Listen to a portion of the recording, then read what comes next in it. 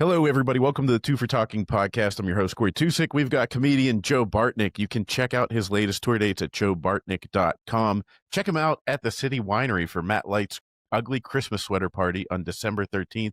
And if you're in Fort Myers, Florida, on New Year's Eve, he will be at Snappers. So New Year's Eve with Joe Bartnick sounds like a pretty darn good time, if you ask me. And then always we have the great Josh Yohe with The Athletic. And guys, I want to get into the Jarry trade rumors and injury news eventually, but first off, this team can be so maddening to watch. And Josh, I think you really lay that out well in your articles because they win games that they shouldn't, and then they lose games that they are clearly the better team. I know Sunday against Dallas was one of their better performances, Josh, but is it worrying that their best performance can only get 1 point in a loss? You know, like that's starting to worry me a little bit. Well, first of all, I can't wait for this ugly sweater party, Joe. And the Penguins have a Saturday matinee that day. So that actually, my Saturday night is completely open. So I'm very excited. Mr. Yohe, you know you're always on any guest list of when I'm appearing. I need to get an ugly sweater though. Unfortunately, I don't have any ugly sweaters. I want to get like one of those vintage like Hulkamania ones or something. Ooh, like that. It's not a bad idea. I got to think about that myself. But anyway, no, Corey, you raise a point. Now, big picture, you get 5 out of 6 points on that trip, and you're not complaining.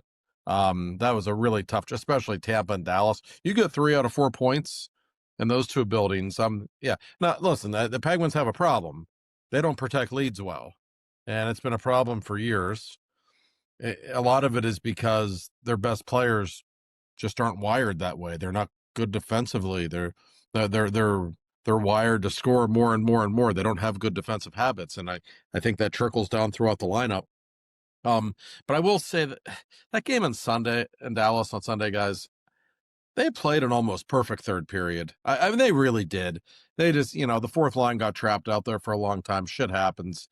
So you're right. They have certainly given away some points in the shootouts and just blowing late leads. That is their flaw.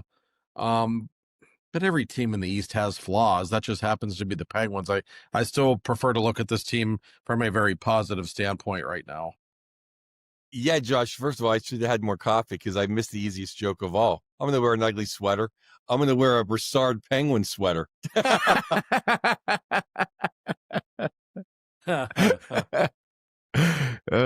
think most of them are burnt, so you'd have to get a custom made one. Back to hockey stuff. One is, I was signed for the loser point when I woke up Sunday morning. So, and I even said, no matter how it comes, I'll be happy with the loser point. And I think 5 out of 6 is fantastic. I don't have a problem. I thought that was a great road trip for the Pittsburgh Penguins. And, blowing leads with the goalie pulled. That's kind of what's going around in the league. You see more and more of it all the time. So I don't think that's a Penguin epidemic. The shootout is why they don't try Kindle, Covenant, or anybody. But I was just shocked Letang tried a different move. Yeah, I know. It was just the backhanded I've seen, since 2008. But you're right, Corey, though. It was their best. I think it might have been their best performance of the year. It was up there. I mean, listen, you give up 19 shots in regulation to that Dallas team on a day when you don't have Malkin in the lineup. That really got my attention. That was impressive. Now, mind you, they did not play well in Tampa at all. They got dominated most of that game. Tristan Jarry stole that game.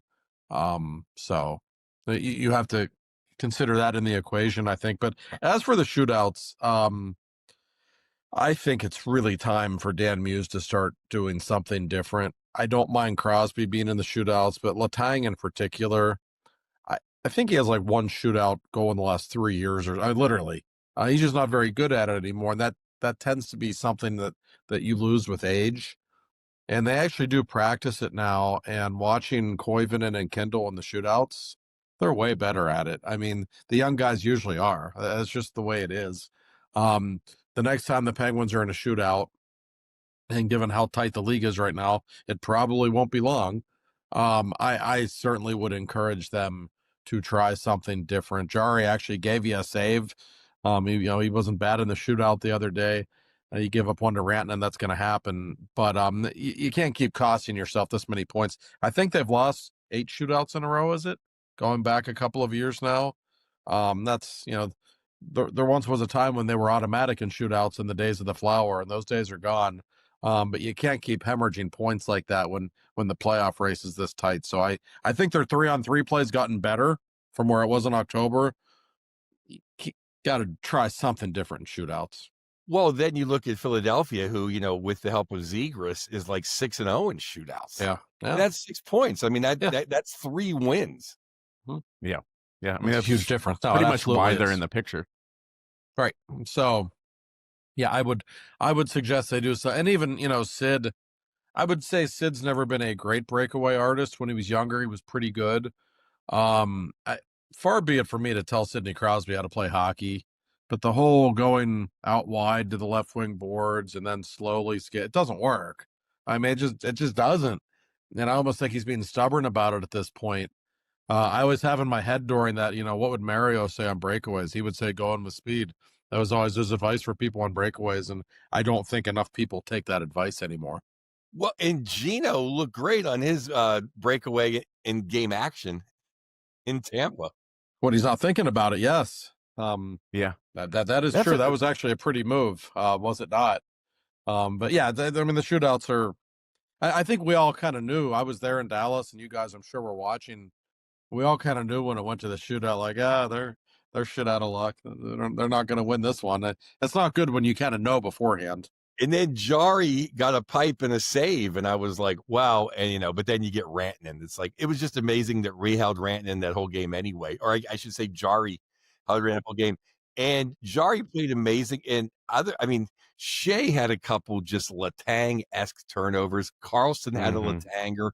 Wotherspoon had there was just a couple 5 Danny's pizzas floating out there that somehow they did not connect.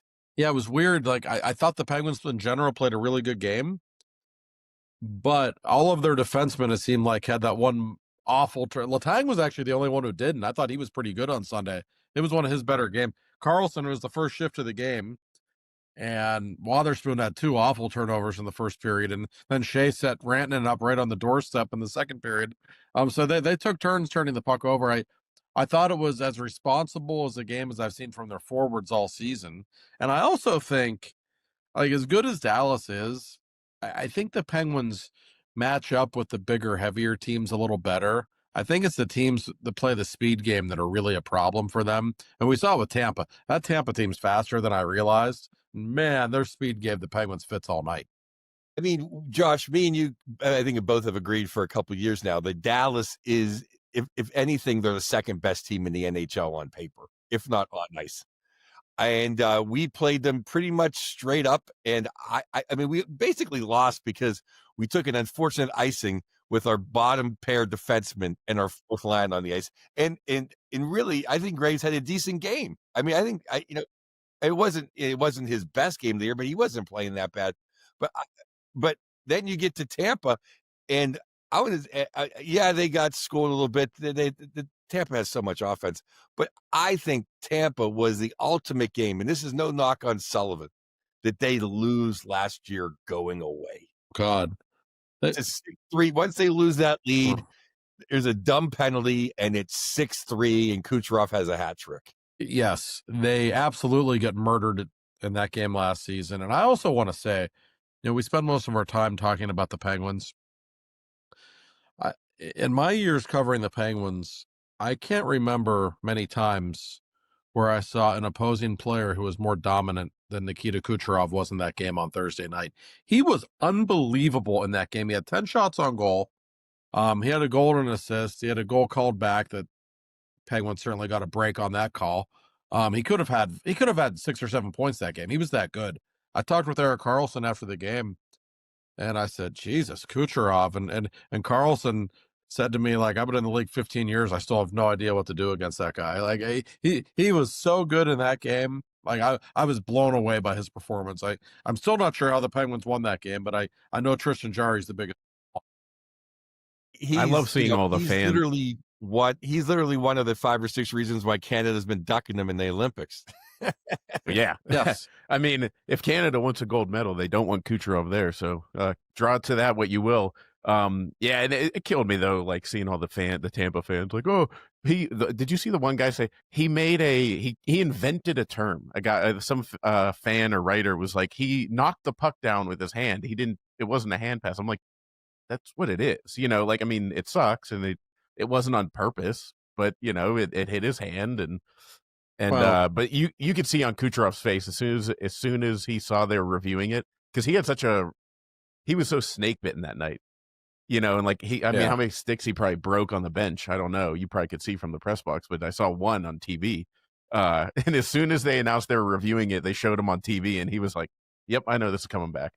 Yeah, I mean, so it's one of those. You know how I feel about instant replay in general. I hate it. And if that happened to the Penguins fans would have gone nuts just the way Tampa fans did, because it was not a conventional hand pass by any stretch. No. The puck hit off of his glove. By the rule, they made the right call. God, Cooper was hilarious after the game, though. He was just at his indignant best. It was actually hard for me to stop from giggling. Like it was so funny when he gets worked up like that. He went into full lawyer mode. It was great. What did he say? If I throw this microphone at you? Yes. Would you put your hand up? It was the call from the governor, though. Just when you thought, I thought for sure we were going to lose in overtime when he scored that. Oh, they would have been fortunate just to get it to overtime the way that game was going. Oh, yeah. But I thought it was maybe, and Jarry usually plays very well there for whatever reason. But I mean, we can't really talk enough about Jarry right now, guys. Like I mean, every single game. And this is who Tristan is, right? Like when he's bad, he's really, really bad. He's so bad he gets sent to the AHL. When he's good, and it's usually this time of year. We've seen him get hot this time of year a couple of other times, and he ended up in the All-Star game. When he's hot, there's not many goalies better, Joe. No, I guess there is no All-Star game this year. So is he going to be Canada's representative? I mean, they don't have many better. No, I mean, he should be in the running in all seriousness. I don't know if he is, but I agree. But in Jarry's defense, and I usually don't make a living in his defense, this is the best defense he's played behind. Yeah. No, they're certainly playing a better brand of defense. There's no question about that. That goes hand in hand with it. I mean, this blue line we thought was such of a disaster before the season. It's been okay. Hasn't been great, but it's been okay. And I think we're seeing a commitment defensively. Like this might be the best I've ever seen Gino play defensively. And the Kindle line, even though they're a bunch of rookies, like Kindle and McGroarty are really good defensively. Like I thought Kindle was their best defensive player against Tampa. So yes, they are making a concerted effort to take care of their goaltenders more this season. But I still give Jarry credit. He's operating at a much, much higher level than we've seen from him in a long time. There was a report out there tonight. What do you, I guess it had to come. I don't know. I'd like to get 2 points at home when you come back, because I watch a lot of Ducky hockey, and without Gino, without the firepower, this is going to be a tough game. It is, and it's a tough game for Shilovs to come back to, because Anaheim can really score. Their forwards are legit. I knew he would get a start soon. I thought it might be the Montreal game Thursday, just because Anaheim's so potent offensively. Shilovs has been yanked his last 2 outings. He hasn't played in 2 weeks. This is not going to be an easy game for him. I would assume the Penguins are going to have to rack up some offense of their own to win this game.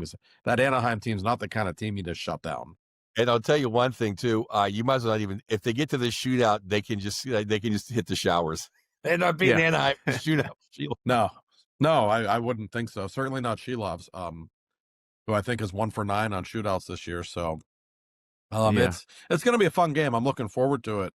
Anaheim is really, really fun to watch. They're one of my favorite teams in the league to watch right now. They don't really shut you down defensively, but they will outscore you. And, Carlson has become a real star for them. That their forward lines are really good. Obviously, Joel Quenneville's done an excellent job there. So yeah, it's one of those teams, for years now, I say, Anaheim at home, that's a game you should win. I don't really think you feel that way anymore. I think tonight's just a really interesting game. I believe they're probably in first place. And, they have guys Seneca, that guy, especially, he's like 18 years old. I know. Like, he gets like 30 pounds on him. He's going to be Shanahan. Yeah. Yeah. No. Yeah, they've got it. They're formidable. And I don't know how you guys feel about sometimes throwing a goaltender that's struggling to the Wolves. Like, I feel like if you insulate them sometimes, it kind of can backfire. If you're playing against like an easy team, they let up a weak one, they kind of know. I don't know. That's just my personal theory. Unless you're Jarry. No offense, Jarry. Thank you for everything you've been doing. But usually mentally tougher goaltenders, and I will find out what she loves tonight if he is. And she loves. I mean, you can look at it so many different ways, but I think when you get 5 out of 6 points on a road trip, it does take away. It's not like it's a must-win game tonight. I mean, it's not. I mean, I know everyone gets pissed anytime they lose, but it's not a must-win game. So you can throw Shelovs out there, and Shelovs is the kind of guy too. He'll steal you games sometimes. That's always been his thing. Yeah, he'll fall apart some games. He's streaky. He'll steal you games other times. But you did have to get Tristan a little bit of a rest at some point. So, now Tristan will be rested coming back Thursday against Montreal. He'll split the games this weekend, and then you bring Jarry back, I'm sure, against McDavid and Leon against Edmonton to close out the homestand. So he'll play 3 out of the 5 games, I'm sure. By and large, the goaltending's been really good for the Penguins. That's been a big part of their success, no question. It's a 5-game homestand, so I know that's 5-game homestand. Time to make some hay. Be careful though. There's some good teams on this homestand. This is a nasty stretch of schedule. So we'll see how they start off tonight. But boy, when you start out those long homestands with a win, it sure does make a difference. That's what I'm saying. And I'll tell you, I was scared about this 3-game road trip. I thought this would have been the hardest road trip of the season. It's up there. And 5 out of 6. Yeah, no, and the Penguins, by the way, have played the fewest amount of home games of any Eastern Conference team. So not only do they have games in hand on teams, but they have a lot of home games in hand. So that's good, but you still have to take advantage of that. And now, for those who haven't heard yet, the Penguins announced this morning that Gino Malkin has been put on injured reserve. He's being considered week to week, so he's probably out for this homestand, if I had to guess. A little surprising. Penguins told us over the weekend in Dallas it was just a maintenance day for Malkin. I saw him at practice Saturday. He did not appear to be in any great distress. We expected him to play in Dallas on Sunday, and he didn't. And now we're being told he's out week to week. So certainly a blow for the Penguins without him. I'm vehemently against load management, but go ahead, Joe. It was a blow for me because my daughter was hoping to see Malkin when she came home for Christmas. Yeah, that didn't work out well. What was the other news, Josh, which is it's not a Hall of Famer, but the fourth line is Blake Lizotte is now on the IR, and he's probably he's in the top 10 of guys I don't want to lose. I really respect the way he's played. I mean, this guy plays so hard every night, and that fourth line, Joe, with Lizotte, Achari, and Dewar. I don't know why it works as well as it does, but it does. And Achari came back into the lineup Sunday in Dallas. He was great. He played a really good game. So you're going to have Danton Heinen filling in now for Lizotte. Heinen's a nice guy to have around. You can fill him in here and there, and he'll be okay. But I don't really think of him as a fourth-line center or a guy who does the kind of things that Lizotte does. He certainly doesn't have the motor that Lizotte does, so that's a concern. Well, yes, and if anyone was, and thank you everyone who watches and listens, thank you very much. I've been looking at my phone because I did see somebody tweeted out the new lines at practice, and that's what I've been trying to find on my phone for this discussion here. I was hoping that Heinen was going to come in and play second line center, or even play with Sid and Rusty, because of course I mark Hayes in Dallas and in Tampa slower than frozen Heinz ketchup on the back check. And he was responsible for 2 goals against. -2. Oh, I know. Everyone loves him. He's quite a jokester. Well, that's great. Enjoy the popcorn and tell him jokes. I need a back check, Mr. Hayes. Yeah, he was certainly wasn't catching Kucherov on the first Tampa goal. And, it's easy to blame Graves because he was trapped on the 2-on-1, but he actually made the right play. He was going after the puck, and Hayes was just really, really slow. Never really got back into the play, which turned it into a 2-on-1. I agree with you, and I will go over the lines briefly. Novak's going to play with Crosby and Rust again, which makes sense. They were pretty good together. Hayes is just going to slot in for Gino between Brazo and Mantha, and that makes the kid line, the same, but I'd make that my second line, Joe. I think that's their second best line right now with McGroarty and Koivunen. And they did, by the way, see more minutes than the Hayes line in Dallas. And the fourth line, you're just going to slot in Heinen right now, it looks like, with Achari and Dewar. So we will see how that pans out, but it puts a lot of pressure on the kid line. Those guys have to be good, but so far, I have been really impressed. I think Kindle looks better playing with those two. That's the best we've seen him since October, I think. That line was great, and that line had a ton of chances, and McGroarty has defensive awareness. Yeah. So does Kindle. I like that line a lot. The call-ups were Poulin and Heinen, and I'm asking, did Bros take the last donut off of Muse's plate? Morning skate? Like what? I mean, it seems like Bros is the perfect fit for that fourth line. I'm a little surprised by that myself. He only played, I think, the one game at the NHL level, right? He didn't really have a great game, but it's his first NHL game. Like, he wasn't terrible. I would certainly like to see him get more of a look. Poulin, I think, came up just as insurance. I don't think you're going to see him in the lineup, certainly not tonight. But yeah, the Heinen thing doesn't make sense to me, especially because it's a center that's up. Like, if you needed a winger, I could understand bringing Heinen up. Bros is a natural center. I don't really understand this one either. Well, I honestly don't have a problem with Heinen. He's an NHL player. Fine, like right. But what the hell has Sam Poulin done? It's like the I mean, at least Competent went to waivers. I mean, think about that. Yeah. No one wanted Competent. No. Yeah. I didn't want to see him play anymore myself, so yeah. I don't think I'm alone in that, in fact. Yeah, I feel like this is the Roman Wilson treatment, like Bros. It's just like, what are you gonna do? Like, get this guy in the lineup, I don't really need to see more of Sam Poulin. I mean, Josh, you watch the team in person way more closely than I do, but I think I've seen enough. Well, Poulin, I will say he had a better training camp than he's had in the past, which I think got the attention of the new coaches who were not really familiar with him. But every time we see him at the NHL level, I just don't think there's a whole lot there. I'm not that impressed. Whereas Bros is a different story. And like I've said all year, I understand not wanting to bring up all the rookies together. You kind of should do it one by one. But this kind of baffles me. I just think he's their best option at fourth line center. For that matter, the elephant in the room, literally, Boko Imama. Hey, what's wrong with it? What's wrong with an Achari Dewar Obama line? You know how I feel about Boko. It's much the same as you. Yeah. And it seems like every time he plays well. The team wins. he certainly brings a certain amount of energy. And as I've said before, he's not some goon. Like, he can play. He's perfectly serviceable as a hockey player, and he obviously brings other elements to the table. I agree with you. I think he should be here no matter what. Doesn't mean he should play every game, but I think at worst he should be their 13th forward right now. Well, the Duckies got Ross the boss who will dance, and then they got Gudis, who we talked about last week, somehow turned into a Lady Bing candidate.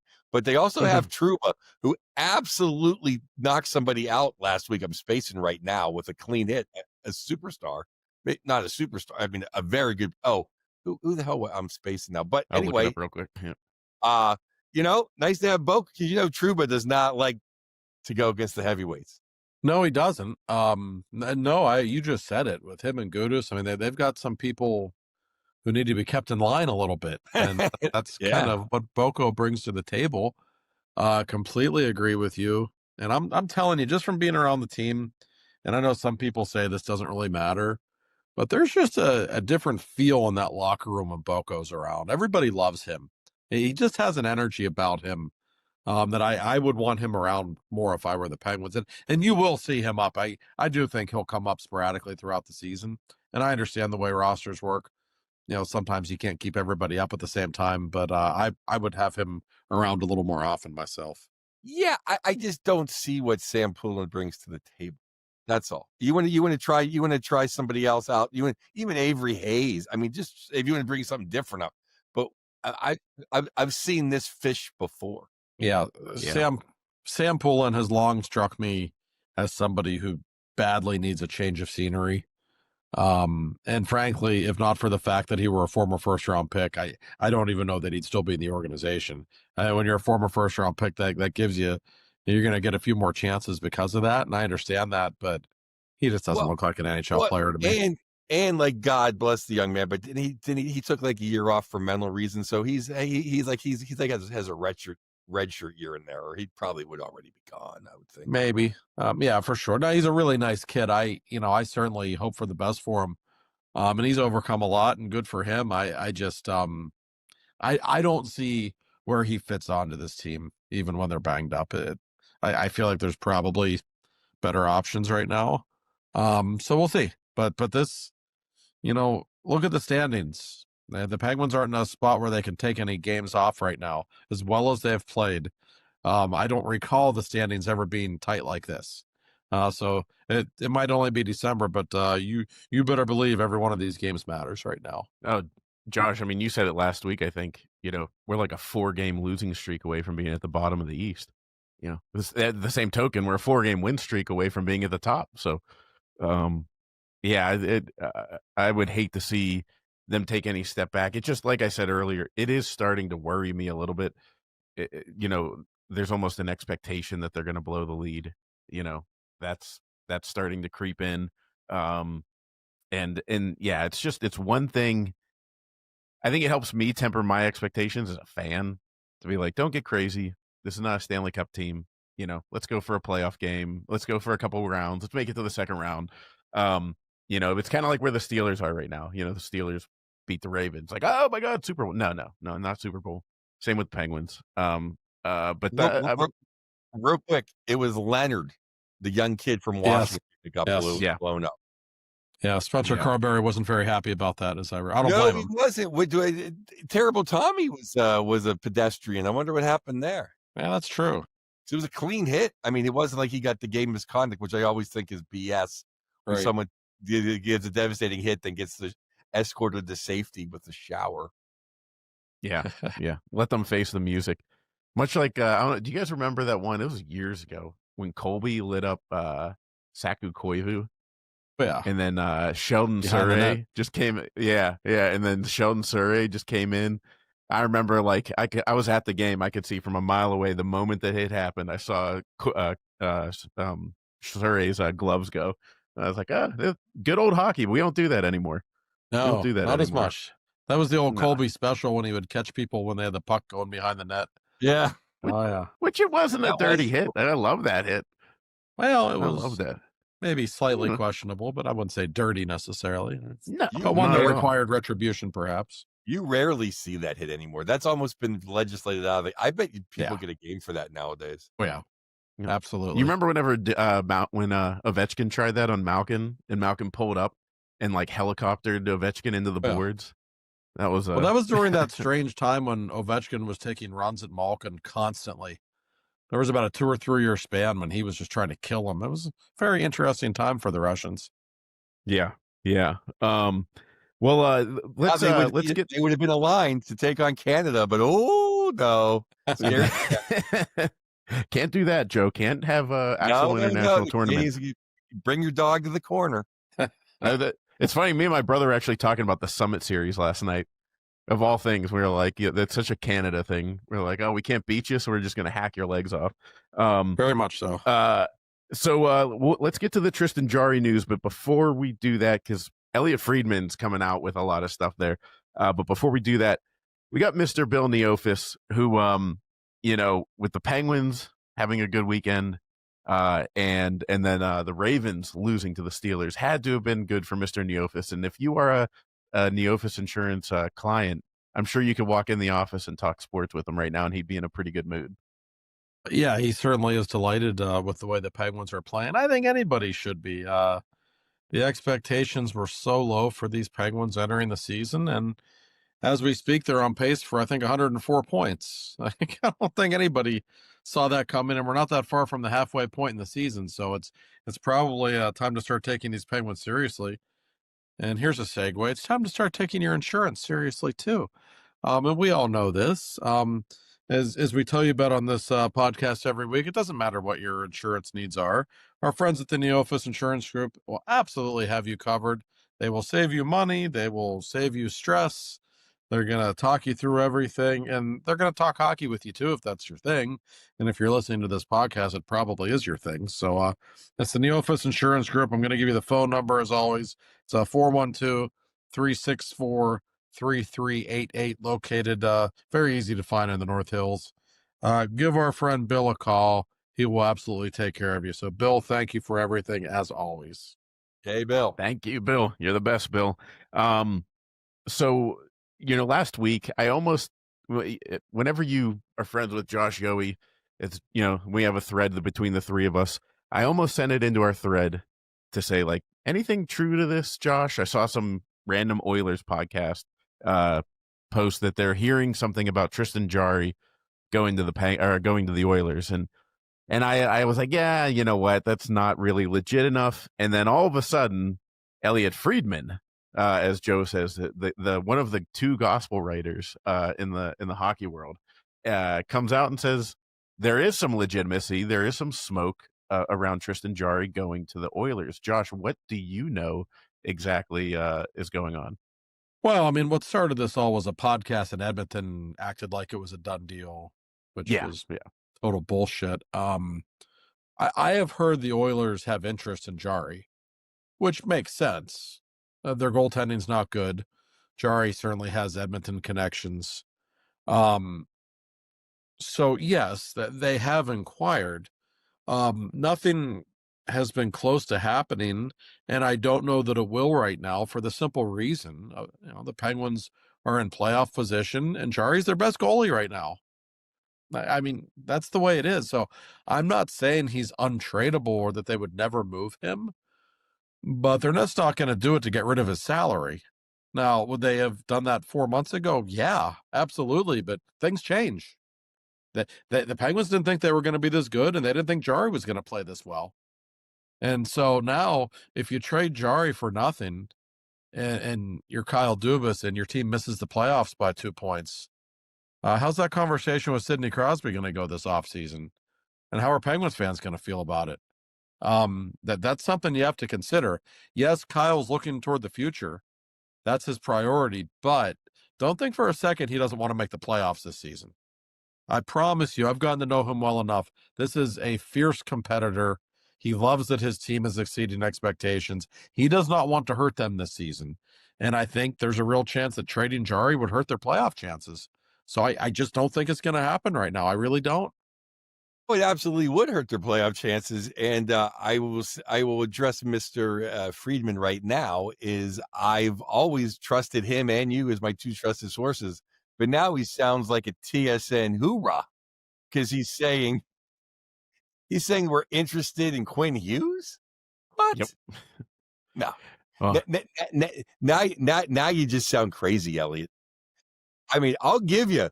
Like, hey, yeah, I know, Edmonton's interested. And what perked my ears up, not right now, but in the summer, I'd take Picard back. I like Jean-Luc Picard in the 2-hole and have him, as their backup goaltender to Miroshov next year.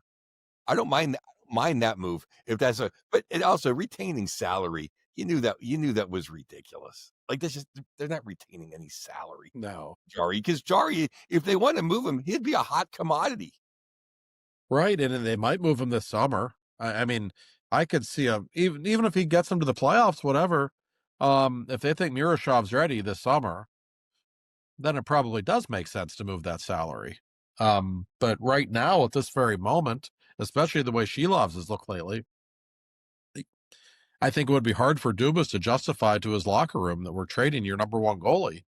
That's a good way to lose the locker room, quite frankly, and a good way to lose the fan base a little bit too. And I just don't think it would be sensible right now. That doesn't mean there's not a deal out there that could work where, if he is given a deal we can't refuse, fine. But I don't know that the Oilers have the pieces that would make sense for the Penguins anyway. And as for, what Elliott said about Quinn Hughes, listen, I love Elliott. He might well be the best in the business these days. He wasn't reporting that the Penguins are going to get Quinn Hughes. He was just having, I think, some fun talking about teams that, would have the pieces to make it work. And he knows the Penguins and Canucks like to, do trades together, partially because Jim Rutherford and Kyle Dubas have a good relationship. So I think sometimes on Elliott's podcast, he just likes to have a little bit of fun. And that, of course, gets all kinds of attention. But I don't think Quinn Hughes is coming to Pittsburgh. That would be a surprise. No, but he does have 32 thoughts. So pocket. So if it means we have to give away 3 first-round draft picks so he doesn't go to Philly, I'm all for that trade. That's a good point. That's fair. Yeah, I mean, throw away the future to make sure he doesn't go to Philly as far as I'm concerned. I'll lay on the train tracks to stop that. Hey, Quinn Hughes is a great player, and I do think there's a real sense around the league from people I've talked with that he's not going to be in Vancouver forever. I don't think anybody really thinks that at this point. Listen, the Penguins are moving in a wonderful direction. They do have all kinds of assets at their disposal. I don't know if you just give all that up for a one-star player right now. I don't know if that's where they are, that it would really make all that much sense, even though I certainly do love Hughes as a player. It just doesn't make sense to me. If it makes them a Stanley Cup contender, then sure, but I don't think it does. Probably not. Totally revisit in the summer. Because I'll tell you, if Gino retires, you get that money. I mean, there's there's Cal McCarr, and then probably the kid in the Islander. Yeah. and then Quinn Hughes. I mean, you're going to get one of the 5 best defensemen. Especially with Carlson with only 1 year left on his deal after this year. Sure. I mean, Penguins are going to have a ton of money this summer to spend. Money's not even an issue. So, no, I mean, you always answer the phone. But I wouldn't give up 2 first-round picks and Rucker McGorty and whatever else it would take to get Quinn Hughes. I just don't think that would be sensible for the Penguins. Well, no, you have Rutger and Kindle are off the table as far as I'm concerned. Yeah, no, those are untouchable. And I look at that report. I read through what Elliott said, and I thought to myself, well, he has a podcast, 32 Thoughts. Sometimes a lot of thoughts. That's a lot of thoughts to fill in. I mean, Josh, you have your 10 post-game observations. Yeah, and let me tell you, sometimes when it's another 2-1 loss in Jersey, it's like, Jesus Christ, I got to come up with 4 more. This isn't great. So, 30, why did I pick 10? Why did I pick plus 10? 30? That's tough. Yeah. And Elliott is a staunch Canadian, and Canadians always think that everyone can't wait to help the Canadians. That's right. And I listen, I love Elliott on a personal level. Yeah. I really do.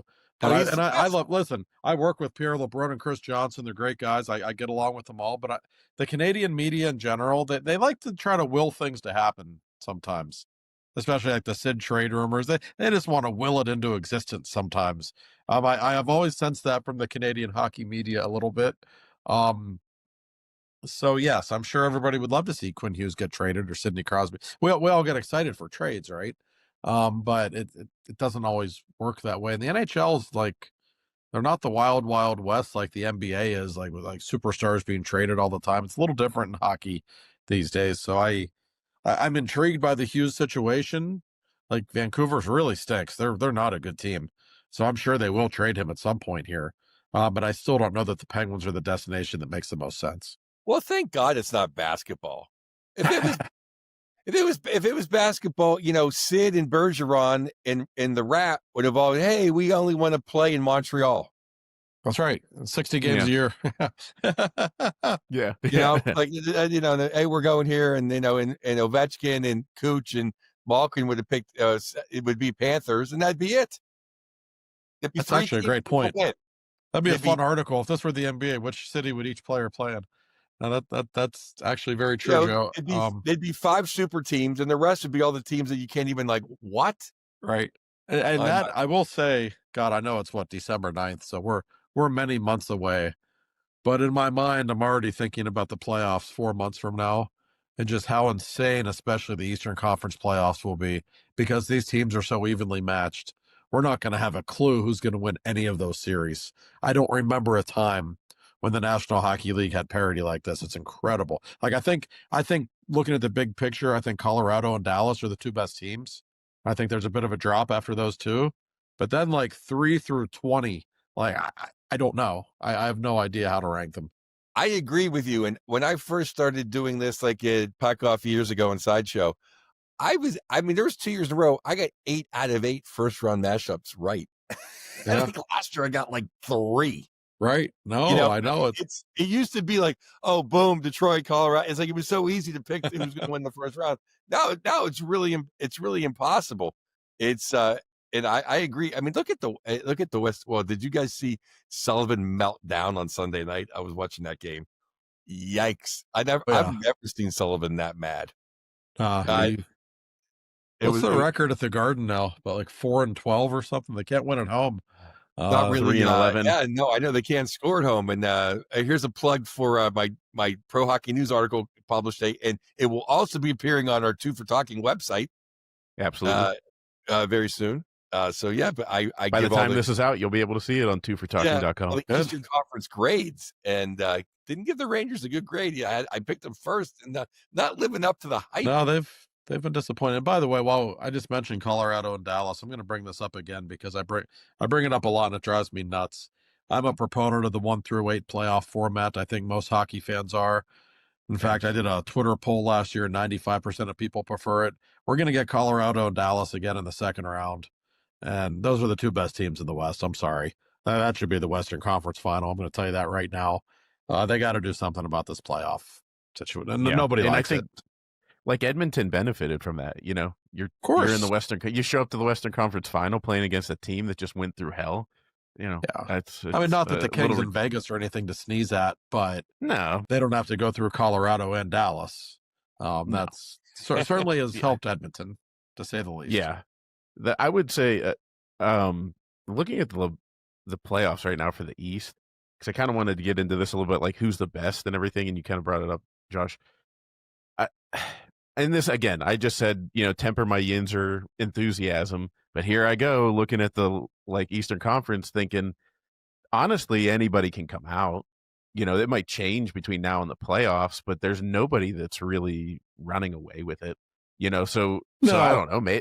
Maybe if the Penguins did get a piece and Jarry stays on this trajectory, I wouldn't rule out them getting to a conference final.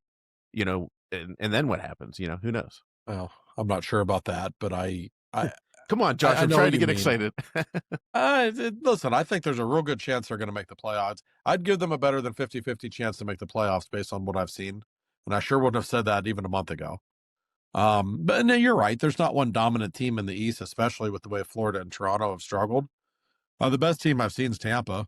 I think if Tampa's healthy and Vasilevsky keeps playing the way he is, I kind of wrote them off a year ago, Joe. They're still pretty good. They have a way of kind of reinventing themselves every year. That's a pretty darn good team on paper. I think Tampa's the class of the East right now, because if you think about it, they just got him back, but they were playing without Hedman, McDonough, and Chernak. And Point. How do you miss those 3 defensemen and still go on a winning streak? I have no idea. And a top 6, a guy that was penciled in for Team Canada, didn't have to show up at tryouts. No. He got the Sidney Crosby, Nathan McKinnon treatment. By the way, Jake Gensel gets faster every year. He's like 31 now. And the way he blew past Letang and that one rush, I've never seen Jake skate like that. The guy gets better every year. He's unbelievable. In Hagel, Hagel's a stud. But to get to Corey's point, I don't think it's irrational to say that the Penguins, this Penguin team, nobody added, everybody healthy, giving Gino his, hopefully not too long, hope he can show up for Montreal on the 21st at home for my daughter, but give him his 3-week spa for the Olympics. I don't think it's out of the question that this team can't win the Metro Division in the playoffs. You're telling me that a motivated Sid and Gino can't beat the Carolina Hurricanes in a playoff series. The only team that I think is definitely better is when Jack Hughes stays out of the steakhouse. Yeah. Well, Jersey's been a bad matchup for them for years. And they have high ends. I mean, Jack Hughes is a phenomenon. He is. No, and I think Washington's pretty good. Like I don't think they're as good as they were last year, but I wouldn't discount them either.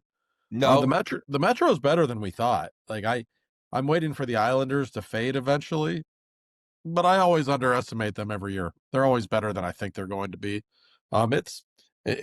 And Philly's not as good as their record. I'm convinced of that. I think our friend Rick Talkin's done a hell of a job there. But incredible job. That but you're team right. on paper stink. You watch that team; they stink.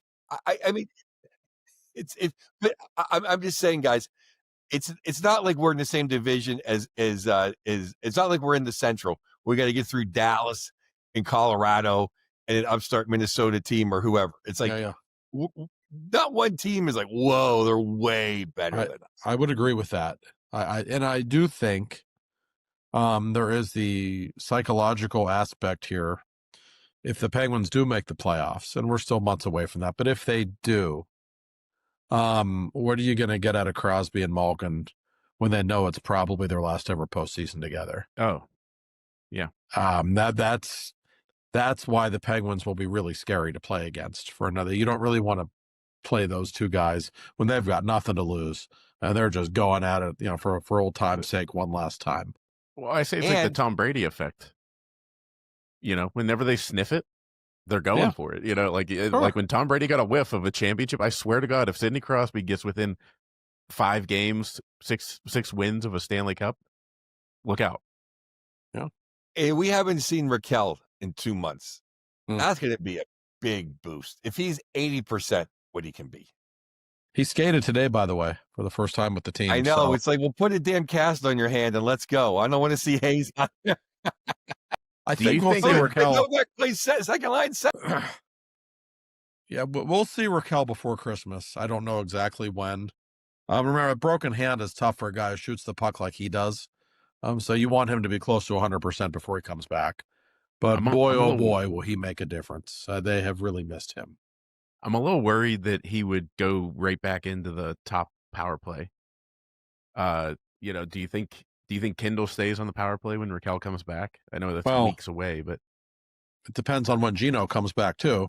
That's true. Yeah, now that Gino's out. No, I'm really curious because I think other than Sid, I think Kendall's been their best power play player.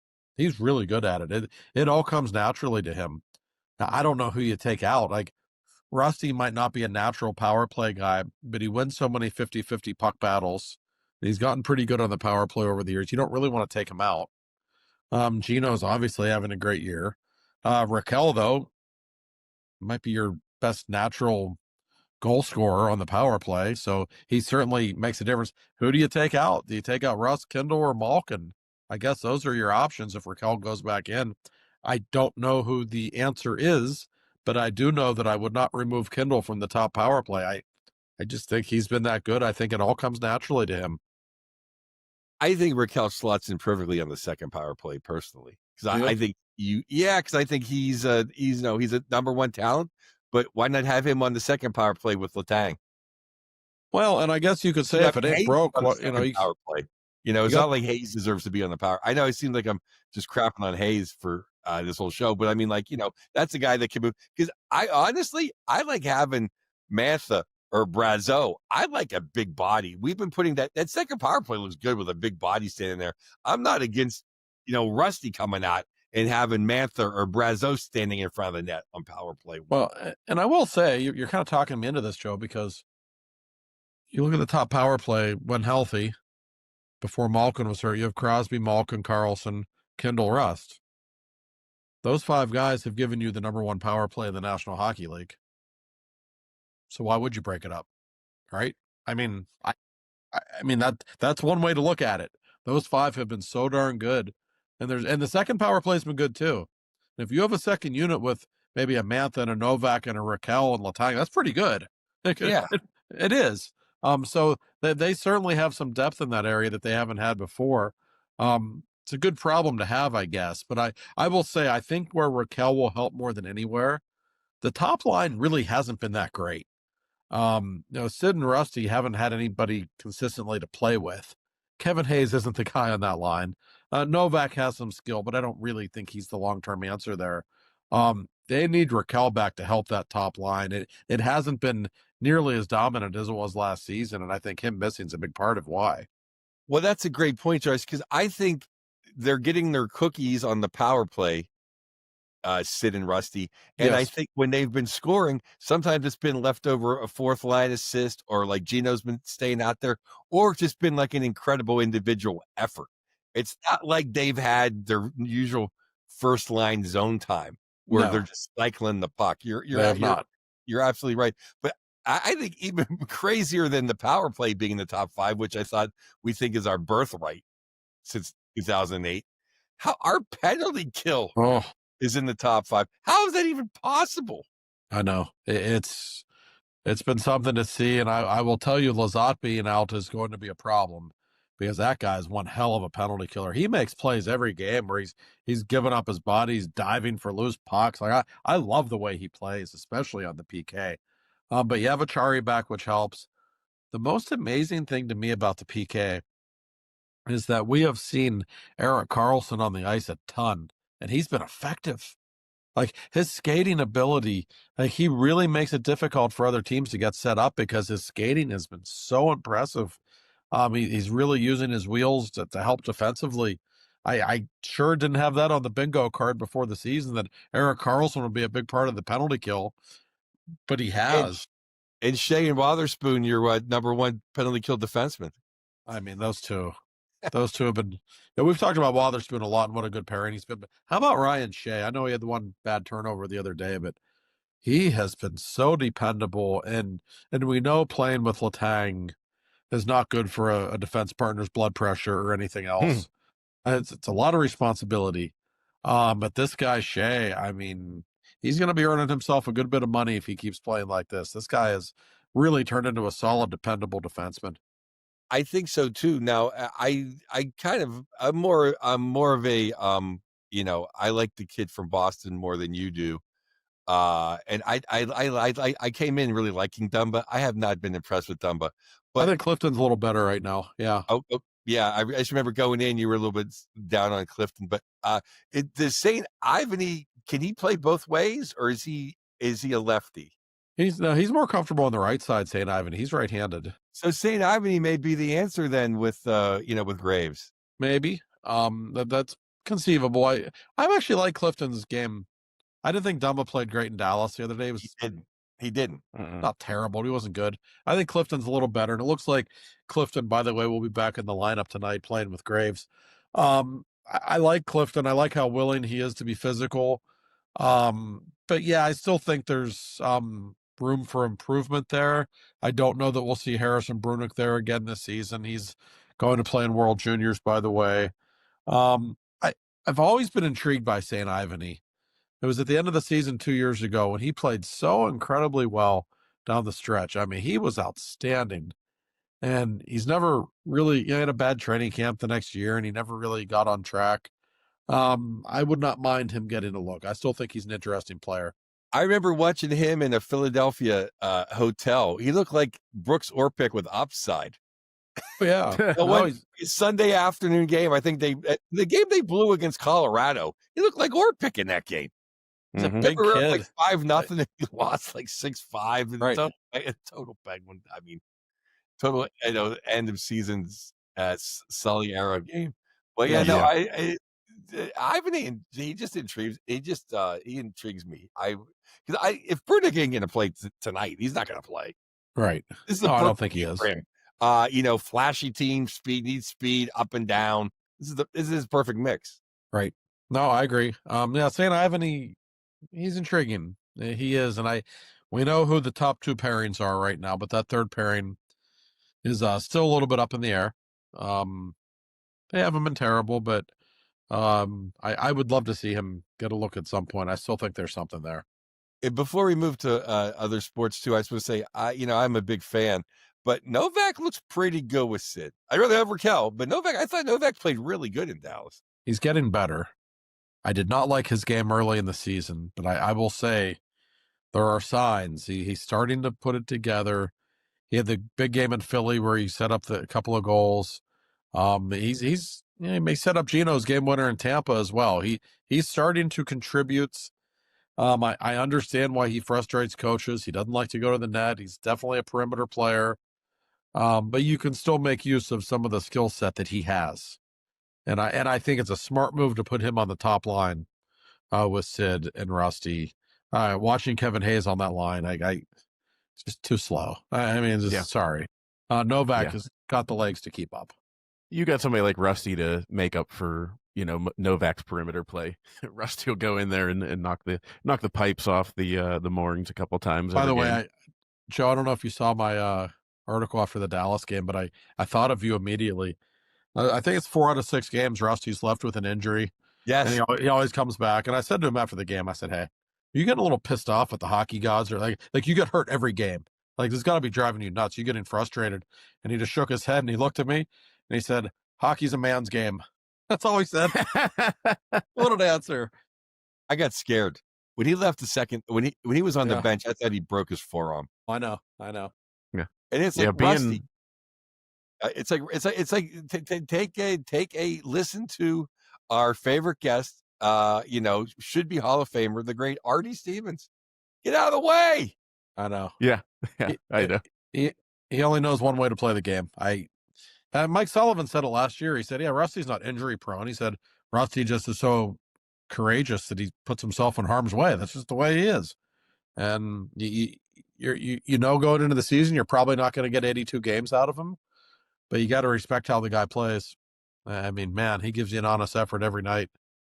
Yeah, every time I watch Brian Rust play, there's 2 people I think of. I think of Joe Bartnick, and I think of Brian Rust's mom. Because if you play hockey, you always know that mom who's sitting in the stands, like just crushing, Tums, because her son just gets crushed every game and has no, reckless abandon. So poor Mrs. Rust. That's probably a rough way to watch. But I'm sure the Rusty Razor will be wearing the 8 tonight. Yeah. I would think so. So before we get into the Steelers, college football, first of all, what a game between Ohio State and Indiana. That was a phenomenal championship game. But I want to start with Notre Dame. So Notre Dame had their feelings hurt, and they didn't get included in the playoffs because, they're not in a conference. Like, why?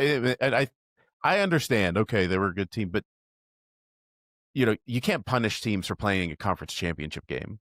That's ridiculous. Alabama has 3 losses. Well, yeah, because they play in the SEC and they made it to the championship game. And then, Notre Dame withdrawing themselves from any bowl games. Look at their schedule next year. They play Wisconsin, Rice, Michigan State, Purdue, North Carolina, Navy, Miami, Boston College, SMU, Stanford, Syracuse, and USC. Like, I'm sorry, Notre Dame, get in a conference. Like, you don't want to challenge yourself. I don't know. That's just my personal opinion, but I'll throw it out there to you guys for thoughts. Well, it's not their fault the ACC stinks. I wouldn't join the ACC. That's an ACC schedule. That's the big problem. I mean, the bigger picture is there should just be the Big Ten and the SEC and absorb the other 8 or 10 schools that matter, and that's it. And the rest of them can all go play, in high school stadiums. You just make it professional football. That's what everybody wants anyway. It'd be completely, the conference championship games would be, the best 4 teams SEC, best 4 teams from the Big Ten, boom, boom, boom, and you have your Super Bowl January 1st or whatever. But them not wanting to go to a bowl game, like, why should they? Auburn didn't want to go to a bowl game, and they have not. And the kids at Auburn ain't even going to college. I don't think it's a big deal that they don't want to go to a bowl game. I mean, it's like, okay, you know what they're doing? They're making their fans not have to go fly and pay money. It's kind of a cool. I don't know. I'm not offended by that at all, Josh. Well, Corey said it. Like, they do need to join a conference. I've felt that way for a long time about Notre Dame. I don't really care what conference they join. I'm sure any conference would be very happy to have them. It complicates things when they just stay neutral like this. Do I think Notre Dame's one of the 12 best teams in the country right now? Yes, I do. I have no way to prove it just from watching. Yeah, I do. I think they're really good. I guess we just need to determine with this playoff, like, do we want it to just be the 12 best teams? I think that's what most fans probably want. Like, with all due respect to Tulane, does anybody other than people at Tulane give a shit if Tulane is, does anybody really think they can win this playoff? No, not really. So I know what you mean, Joe. I like seeing the heavyweights play, and I think when the 11 and 12 seeds are like Tulane, like, come on, that kind of invalidates it a little bit. So I understand Notre Dame being upset. I don't blame them, but when you're not in a conference, you're setting yourself up for this. Alabama got smoked by Georgia, but you're not going to get punished for being in the SEC championship game, and I don't think you should. And Alabama played 4 games in a row. They beat 4 like top 15 teams. So, I mean, like, Alabama should be there. I mean, they're not Saban's Alabama, but they're a good team. I have a bigger problem with I think Oregon gets to play, one of the 2 teams that's like from a non-power 5. Like, that's like getting a bye week. Yeah. Ohio State still has the easiest path. Indiana has to play the winner of like Alabama, Oklahoma. I know. Yeah. Indiana, if you're the number 1 seed, they should have to play the winner of Tulane and right. I don't know why they don't reseed. They should reseed after the first round. I agree. And by the way, I don't watch as much college football as you guys do, but I did watch some this weekend.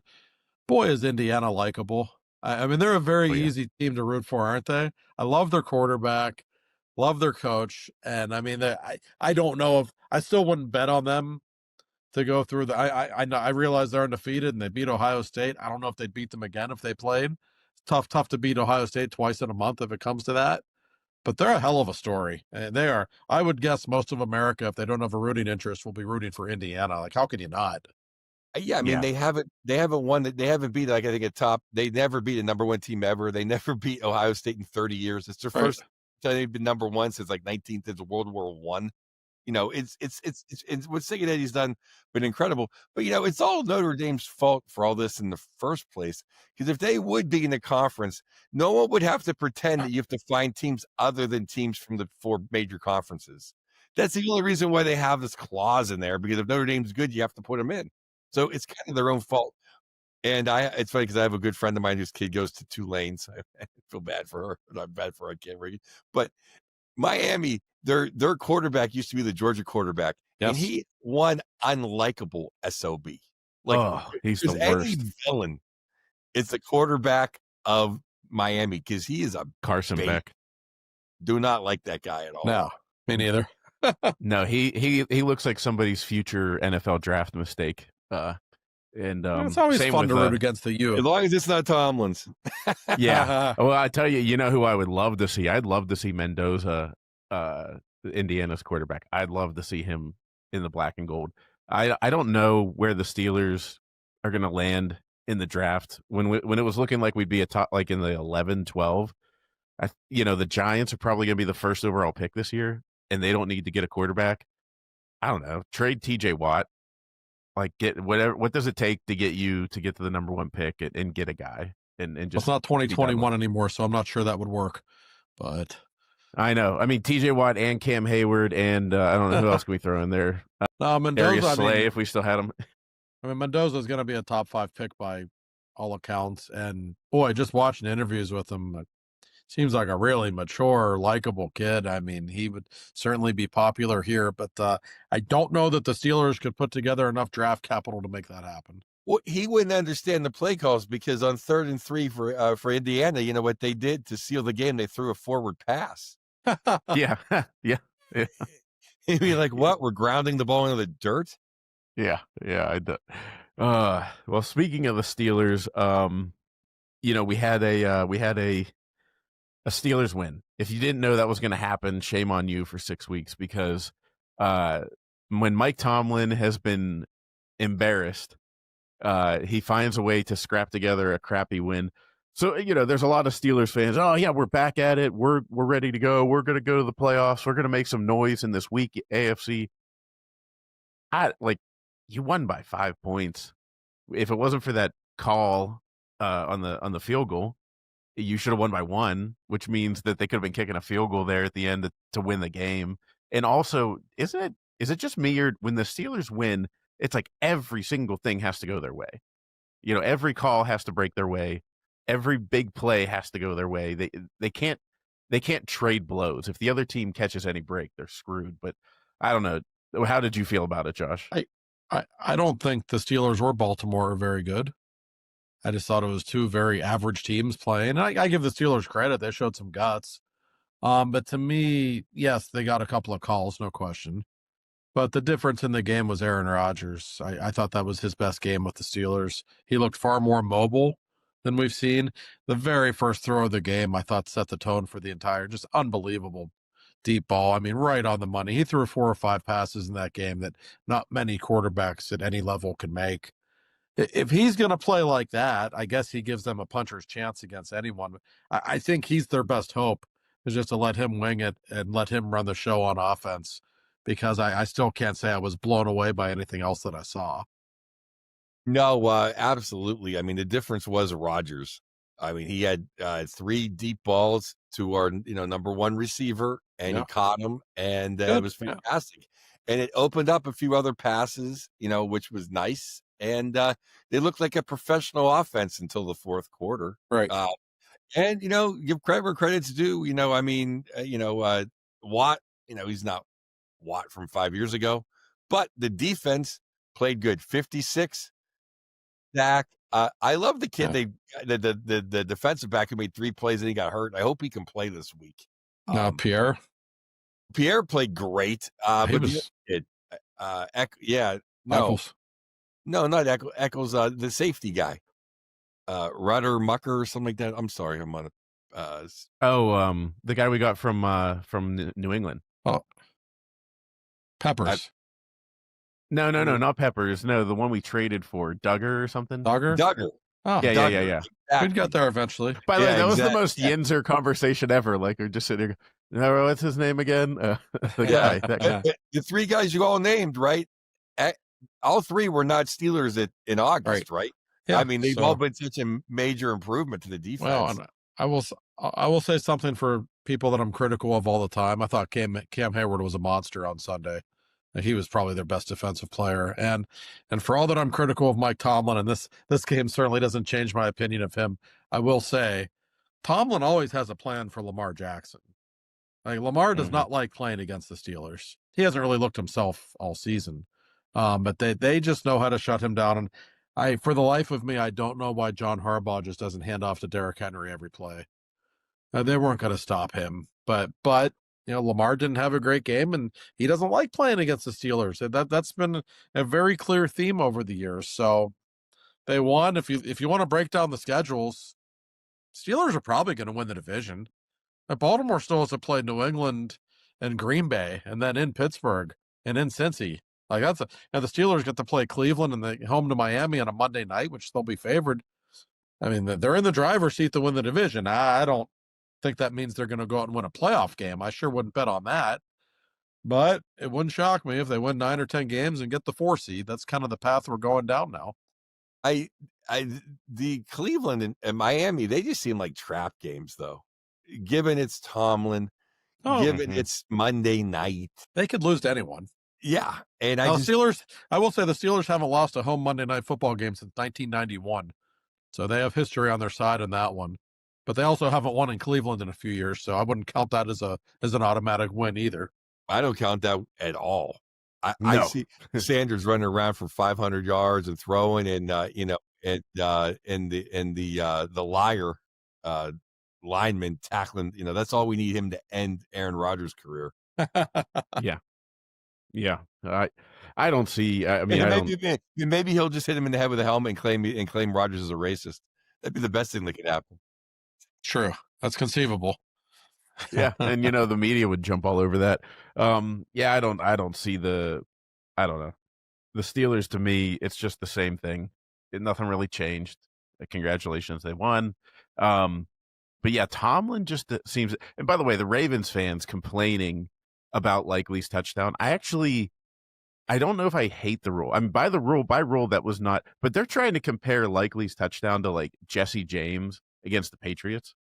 Like Jesse James caught the ball on a knee and then turned and lunged towards the end zone, and the ball wiggled in his hand a little bit, and they called that incomplete. Yes. That was like a milepost in my life of awful things that have happened sports wise. But that is nothing compared to Likely's, because I saw somebody say, "Hey, Ravens fans, if Likely catches this in the 50-yard line and it's called a fumble, would you be happy?" Because they probably wouldn't, And if we get into this, I don't know. It's just a weird thing. Like he got 2 feet down, but he didn't control the ball. I thought the more egregious call was the field goal penalty on the Absolutely. Ravens. That was really terrible call. I mean, listen, the Steelers got a couple calls in that game. Let's be honest. Those things tend to even out. However, I thought the Steelers outplayed them most of the game until the fourth quarter when they couldn't do anything right. But like I said, the difference that Rodgers badly outplayed Lamar. And the Steelers didn't have much of a running game. That was just Rodgers going back and winging it and ad-libbing and turning back the clock a little bit. And I just thought he played a hell of a game. He really did. I've been so against. I have 2 big points here, not big points. I'm been so against that. Oh, you bumped into the guy snapping the ball. This is football, for Jesus' sake. I mean, you can't bump a guy. He might get hit in the neck. That's why he has a house and a car. To take a hit in the head once a year, 5 times a week on a Sunday. Give me a break. Honestly, they've called that against the Steelers a couple times. It drives me nuts. Yes. Now, instant replay, I hate it. I hate it in hockey. I hate the offsides one. I think if you don't blow the whistle, if you don't call it, if they don't buzz down from Toronto in a second, right. Or if the defensive team touches the puck, it should be done. Or you have 20 seconds and that's it. If it wasn't called, then that's it. Let's all play hockey. I hate it on goalie interference. I hate it because it's always a judgment call. And it's like, why? And now their goalies are more protected than NFL snapping centers. But when I really hate it is when it's a catch in the NFL. If it's a catch in the backyard, it has to be a catch in the NFL. And somehow they've screwed it up where everyone knows it's a catch. Everybody. I'm happy the Steelers won as much as anybody, but it's a catch. Right. Yeah. Of course it was. It's a catch. I don't even know what a catch is or isn't anymore. And when Gene Steratore comes on to explain, I get even more confused. The referees talking about it made it even more confusing. Nance and Romo didn't know what the hell was going on. Yeah, I mean, it's a real problem. It actually seems to me that officiating in the NFL does regress every year, which is amazing, but it truly does. But I talk about replay all the time. The fact is they still get it wrong all the time. They slow the game down. It takes away any spontaneous joy for fans. I don't mind it in hockey to determine if it was a goal or not. If the puck crossed the line, I'm fine with that. Yes. All the offside replay is bullshit. There's calls every game that are blown dead for being offside that weren't offside. So why is that okay? Yeah. But if that was offside, so that can't count. Like, what are we doing here? If you can't fix it all, then don't just play the game. It infuriates me. We were trying to stop the Danny Briere play. The third step, everyone knows is if you're in with 2 feet down, that's all you need is 2 feet down. It's a catch. Right. I agree.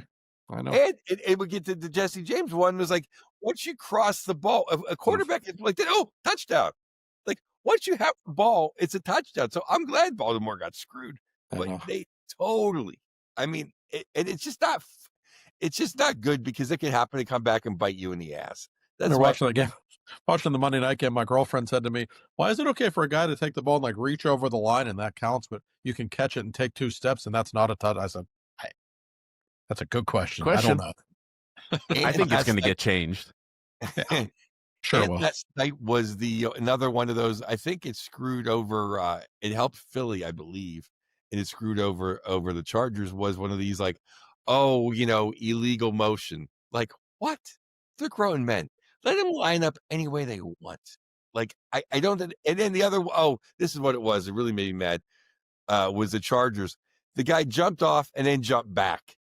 Mhm. When I was a kid, L.C. Greenwood did that 10 times a game. If you get back, you get back. And you saw the Chargers offensive lineman when he saw it, he just stood up and pointed, and then they had to, call it on Philly or whatever. Yeah, it's like, yeah, big baby. Oh, he jumped. Oh, it's like, be men. I know. Mhm. No, I completely agree. Yeah. In many ways, the NFL over officiates itself.